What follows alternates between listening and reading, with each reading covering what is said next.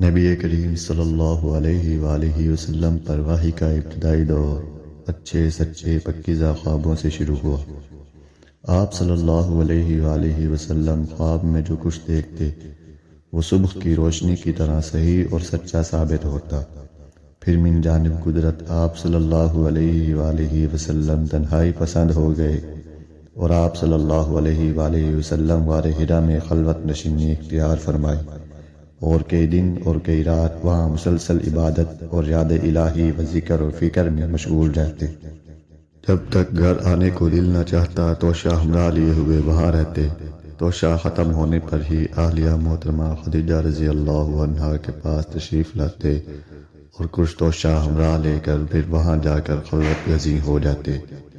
یہی طریقہ جاری رہا یہاں تک کہ آپ صلی اللہ علیہ وآلہ وسلم پر حق منکشف ہو گیا اور آپ صلی اللہ علیہ وآلہ وسلم غار حرا میں ہی قیام پذیر تھے کہ اچانک جبرائیل علیہ السلام آپ صلی اللہ علیہ وآلہ وسلم کے پاس حاضر ہوئے اور کہنے لگے کہ اے محمد پڑھو۔ آپ صلی اللہ علیہ وآلہ وسلم فرماتے ہیں کہ میں نے کہا کہ میں پڑھنا نہیں جانتا۔ آپ صلی اللہ علیہ وسلم فرماتے ہیں کہ فرشتے نے مجھے پکڑ کر اتنے زور سے بھینچا کہ میری طاقت جواب دے گئی، پھر مجھے چھوڑ کر کہا کہ پڑھو۔ میں نے پھر وہی جواب دیا کہ میں پڑھا ہوا نہیں ہوں۔ اس فرشتے نے مجھ کو نہایت ہی زور سے بھینچا کہ مجھ کو سخت تکلیف محسوس ہوئی، پھر اس نے کہا کہ پڑھ۔ میں نے کہا کہ میں پڑھا ہوا نہیں ہوں۔ فرشتے نے تیسری بار مجھ کو پکڑا اور تیسری مرتبہ پھر مجھ کو بھینچا، پھر مجھے چھوڑ دیا اور کہنے لگا کہ پڑھو۔ اپنے رب کے نام کی مدد سے جس نے پیدا کیا اور انسان کو خون کی پٹکی سے بنایا، پڑھو، اور آپ کا رب بہت ہی مہربانیاں کرنے والا ہے۔ بس یہی آیتیں آپ صلی اللہ علیہ وآلہ وسلم جبریل علیہ السلام سے سن کر اس حال میں غار حرا سے واپس ہوئے۔ آپ صلی اللہ علیہ وآلہ وسلم کا دل اس انوکھے واقعہ سے کانپ رہا تھا۔ آپ صلی اللہ علیہ وسلم خدیجہ کے ہاں تشریف لائے اور فرمایا کہ مجھے کمبل اٹھا دو، مجھے کمبل اٹھا دو۔ لوگوں نے آپ صلی اللہ علیہ وآلہ وسلم کو کمبل اٹھا دیا۔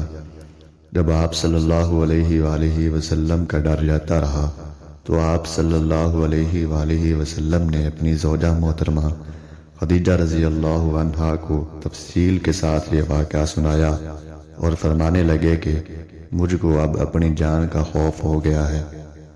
ایسے اوصاف حسنہ والا انسان یوں بے وقت ذلت و خواری کی گود نہیں پا سکتا۔ پھر مزید تسلی کے لیے خدیجہ رضی اللہ عنہا آپ صلی اللہ علیہ وآلہ وسلم کو ورقہ بن نوفل کے پاس لے گئیں، جو ان کے چچا زاد بھائی تھے اور زمانہ جاہلیت میں نصرانی مذہب اختیار کر چکے تھے اور عبرانی زبان کے کاتب تھے۔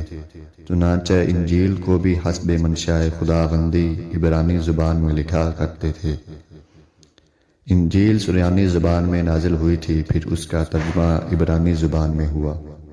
ورقہ اس کو لکھتے تھے وہ بہت بوڑھے ہو گئے تھے، یہاں تک کہ ان کی بینائی بھی رخصت ہو چکی تھی۔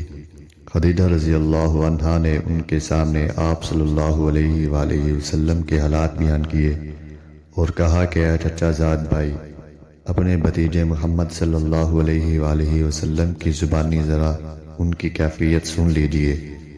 وہ بولے کہ بھتیجے، آپ نے جو کچھ دیکھا ہے اس کی تفصیل سناؤ۔ چنانچہ آپ صلی اللہ علیہ وآلہ وسلم نے از اول تا آخر پورا واقعہ سنایا، جسے سن کر ورقہ بے اختیار ہو کر بول اٹھے کہ یہ تو وہی ناموس معزز رازدان فرشتہ ہے جسے اللہ نے موسیٰ علیہ السلام پر وحی دے کر بھیجا تھا۔ کاش میں آپ کے اس عہد نبوت کے شروع ہونے پر جوان عمر ہوتا، کاش میں اس وقت تک زندہ رہتا جبکہ آپ کی قوم آپ کو اس شہر سے نکال دے گی۔ رسول کریم صلی اللہ علیہ وآلہ وسلم نے سن کر تعجب سے پوچھا کہ کیا وہ لوگ مجھ کو نکال دیں گے، حالانکہ میں تو ان میں صادق و امین و مقبول ہوں۔ ورقہ بولا، ہاں یہ سب کچھ سچ ہے، مگر جو شخص بھی آپ کی طرح امر حق لے کر آیا لوگ اس کے دشمن ہی ہو گئے ہیں۔ اگر مجھے آپ کی نبوت کا وہ زمانہ مل جائے تو میں آپ کی پوری مدد کروں گا۔ مگر ورقہ کچھ دنوں کے بعد انتقال کر گئے۔ پھر کچھ عرصہ تک وحی کی آمد موقوف رہی۔